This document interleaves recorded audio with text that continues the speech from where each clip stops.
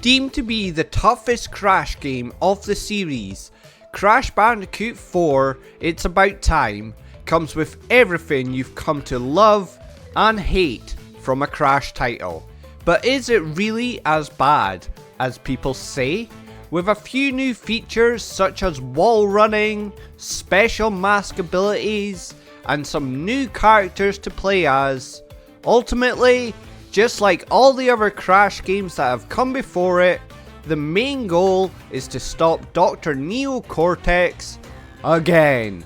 With a total of 51 trophies, plus the platinum, we must take Crash on yet another adventure, navigating through the different levels, collecting gems, time trial relics, insanely perfect relics, flashback tapes, and defeat every boss that tries to stand in our way.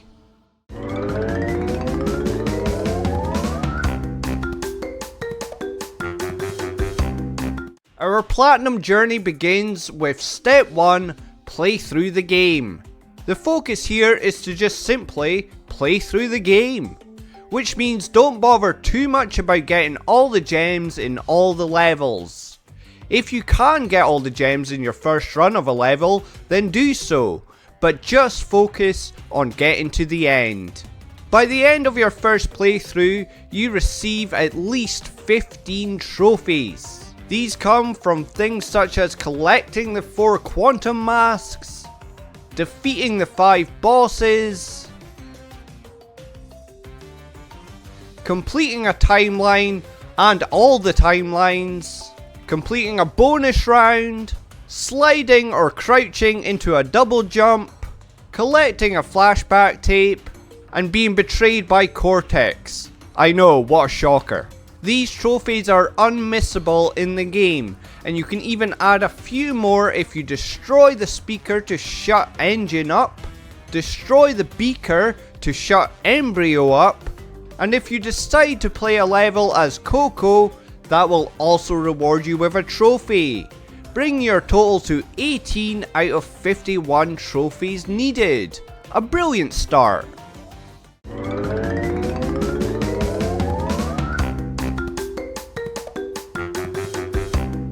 There are a total of 228 gems in the game. You will find 6 in each level, 3 for collecting Wumpa Fruit, 1 for dying less than 3 times in the level, 1 for smashing all the boxes, and the final one is hidden somewhere within the level. Before diving back into the levels to get the gems that were missed, it's important to take care of the 4 colored gems first, because getting them unlocks secret areas in other levels which can contain boxes to be smashed. The first colored gem that can be found is the red gem, and it can be found in the second level of the game, N.Sanely Peak. This is where the red gem is. So we see these little platforms, we have to stand on them in a certain order to get the red gem. And to know the order, there's this little thing here. You see this little thing here?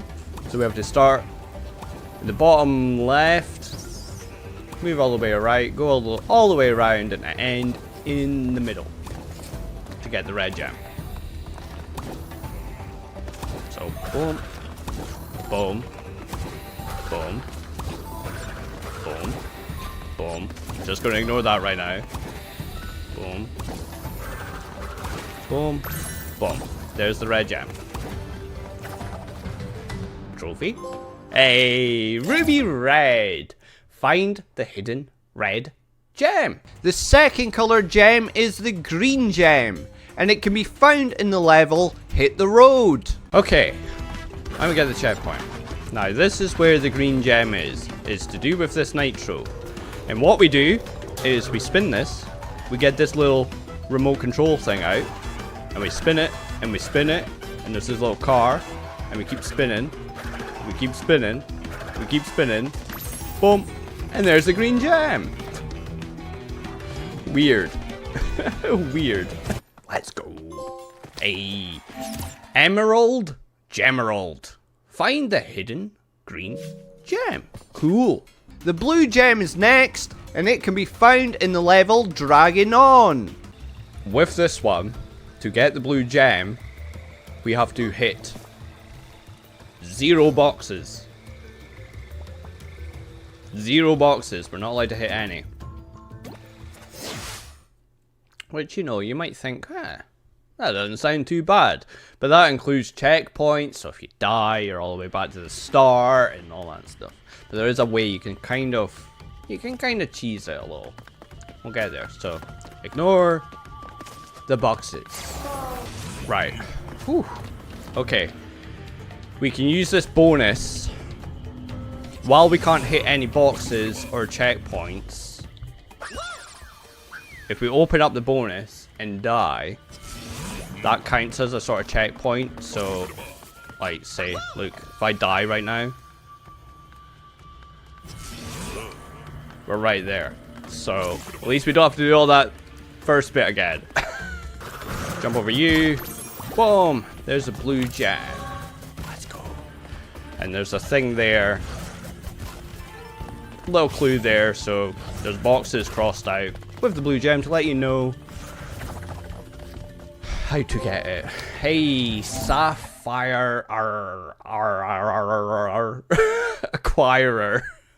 Don't know what happened with my brain there. And the final color gem is the yellow gem, which can be found in the level Run It By You. You can actually see the yellow gem from here.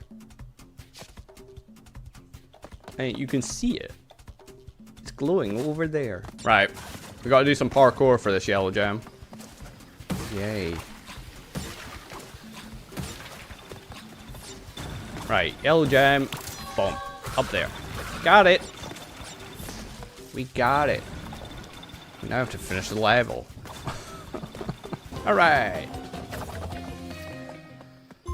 Yay. Topaz Pizzazz.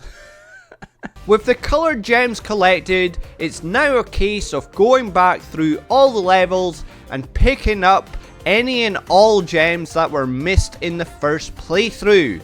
And on top of the 4 trophies received for the colored gems, you will be rewarded with another 2 trophies for collecting all gems. And will likely get 1 more trophy for hitting the signs with Dingo Dial in home cooking while going for all the boxes. However, if you thought that was it, you're mistaken. After you defeat Embryo, inverted mode is unlocked.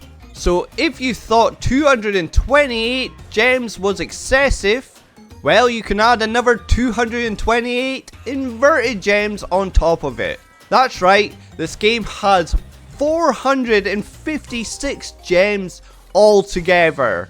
460 if you add the color gems. Absolute madness. In inverted mode, everything is reversed. The Wumpa fruit is now Bumpa berries. It has different screen effects depending on the dimension you're in. And the hidden gems are in different locations. It definitely messes with your head, like the trophy says. And honestly, the entire mode is not needed one bit.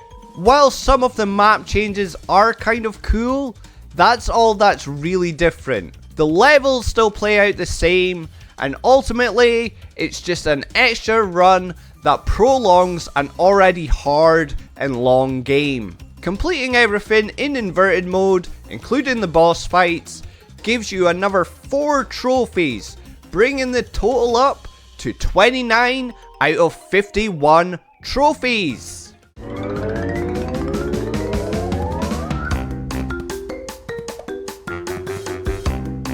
So far so good in terms of platinum progression. We're over halfway there. But this is the step where many begin to struggle. Many give up the platinum run, and honestly, I almost did too. Playing through the game is hard enough.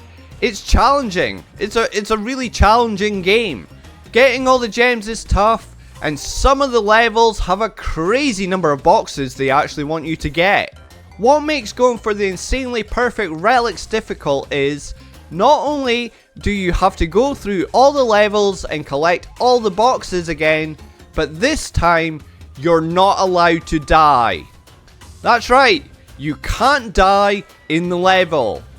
You are allowed to die in the bonus levels, but outside of those, these are no death runs. And with the vast number of boxes in some of these levels, at times this becomes almost impossible.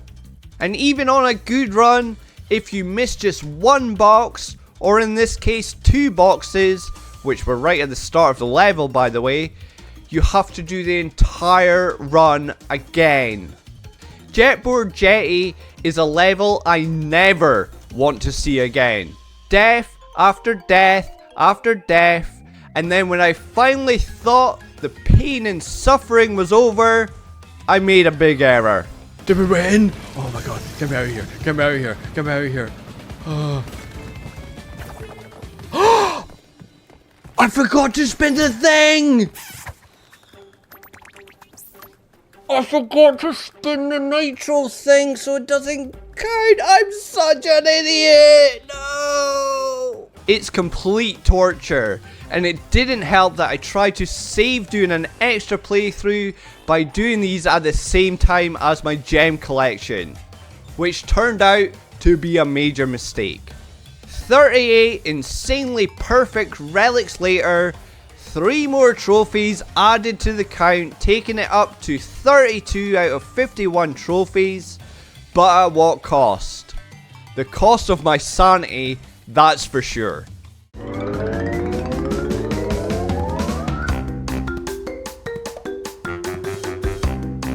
Every Crash game comes with time trials, so of course this game has them too. However, because this game likes to make everything difficult, unlike the Insane trilogy where you only had to set gold relic times, this game forces you to set platinum relic times, the hardest of the 3 relics to obtain. These are, well, incredibly tough, as you would imagine. The margin for error in a lot of these levels is very slim. If you miss a yellow time box, which stops the timer for a certain number of seconds, you can pretty much kiss the platinum relic goodbye. Although, I wouldn't give up on a run completely. You can always learn something from each run you do of a level. You can learn where you potentially lost a lot of time, or even just familiarizing yourself with the level can be a huge benefit. One thing that is a must to getting anywhere close to the platinum relic times is making use of the triple spin. Triple spin is unlocked after finishing the game for the first time, and is this game's version of the speed shoes from the Insane trilogy. 2 trophies can be earned with the triple spin, one for just doing it, which I didn't get a good clip of, idiot, and the other is from using it on an enemy. If those hadn't already popped during one of the other steps, they will definitely pop during this step. Pulling off the triple spin can be a little bit challenging to begin with, but once you can nail it every time, it makes the time trials and getting those platinum relics a lot easier. There's 2 ways to go about using the triple spin. Either just triple spinning the whole way, or trying a slide into a triple spin. While the slide into a triple spin can take some practice to pull off, personally, I found it the quicker method. The only downside is that the triple spin can only be used with Crash and Coco. So the Tawna, Dingo Dial and Cortex levels, which are the hardest levels arguably, take a lot of practice to hit the times needed. To further add insult to injury, and I mean it when I say injury because your thumb will ache afterwards, only 2 trophies come from the time trials. Only 2! Adding those 2 trophies to the count, plus the 2 triple spin trophies if you hadn't already popped them before, brings our total to 36 out of 51 trophies.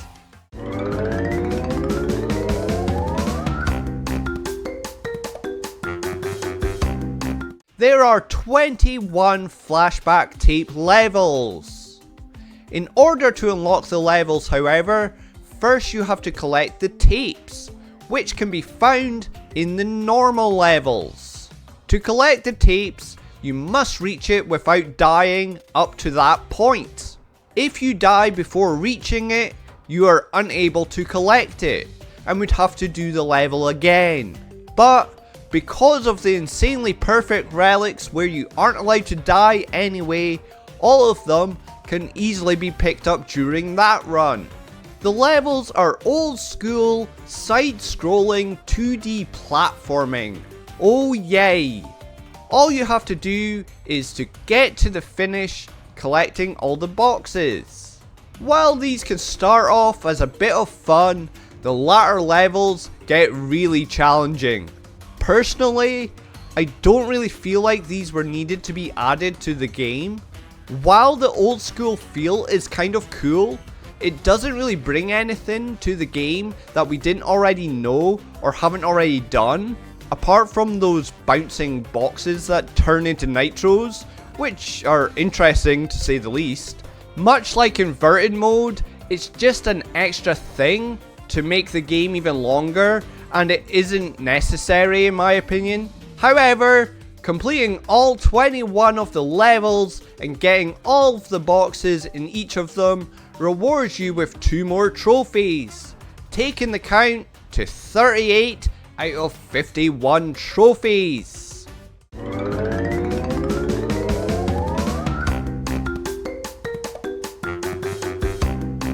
The best part to any trophy hunt is always the cleanup. The platinum is in sight, and all that is left to do is gather up the miscellaneous trophies. There's 3 trophies associated with co-op. Yes, there's co-op in this game, not that I recommend it. There's pass and play, where you can pass the controller at certain points such as checkpoints or deaths. Checkpoint race, where you and your opponent try to get to the checkpoints in the quickest time. And crate combo, where you and your opponent try to get the highest score by smashing boxes. All 3 modes are extremely boring and an absolute waste of time. The only one that anyone would really play is the pass and play one, but you don't really need a mode for it. It's something you would just do naturally anyway if you're playing with a friend.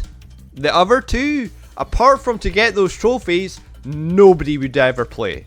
Are we done? Are we done? Is that it? There we go. Settle the score. Play a game of crate combo. Alright, cool. Thank God I never have to do that again. So boring. Now with the boring stuff out of the way, onto some fun trophies. From spinning barrels to make some music, to spinning gongs to also make some music. From spinning a TV and changing the channel, to spinning a bin and scaring a cat. From spinning a cannon and setting it off, to spinning a tree and getting hit on the head by a berry. Wait, I said these were fun. I'm sensing a theme here. From playing dress up, variety, to collecting all the fruit on this rail. It says in the description about Bumpa, which is the berries, but because I did it in inverted mode, I was seeing Wumpa fruit. It still worked though. With those all taken care of, all that's left to do is to watch the 2 bonus endings. Starting with the 100% ending, which is strangely narrated by Crash himself, where he tells us what happened with everyone. And then onto the 106% bonus ending, where Cortex is reunited with Uka Uka. Not only do we get our final trophy, but we get what we went through this hell for. There's the platinum master marsupial. Get every trophy. We did it. We did it. Oh my god, finally. At the start of the video, I asked the question, Is this game as bad as people say it is? And after 70 plus hours, truthfully, I don't know the answer. It's challenging for sure, without question, but none of it is impossible. Take your time when doing the insanely perfect relics. Practice the time trials. Familiarize yourself with the level, realize where you're going wrong, and learn from it. Have patience, and you too could easily get the platinum trophy. Hell, you could be mad like me and get 2 platinum trophies for it by doing the PS4 version as well. Although, for your sanity, maybe don't. This game has been a work of fiction. Any similarities to any marsupials, talking masks, dingo-alligator hybrids, or evil science guys with weirdly shaped heads, living or dead, is purely coincidental. You should not have played this game if you suffer from Wumpa allergy, crash rash, fear of alternate dimensions, fear of moving platforms, fear of still platforms, fear of sequels, fear of squishy noises, fear of bouncy noises, fear of super science, fear of collecting things, fear of 90s nostalgia, inability to comprehend time paradoxes, inability to forgive those who have wronged you, inability to pick a restaurant when someone asks you what you're hungry for, inability to remember where you parked, or a delicate tummy. For more information on bandicoots and their diet, habitat, mating habits, birthday wish lists, and shoe sizes, visit your local library or ask your grandma. I don't know if she has any prior experience with bandicoots, but she's very wise, and I'm sure she'd love to hear from you. The makers of this game do not in any way endorse eating at Dingodile's Diner, which has been known to cause trans-dimensional discharge, intestinal rifts, Wumpa whooping cough, parasitic slime boils, random teleportation into darker timelines, and uncontrollable mewing like a little kitty cat during important business meetings.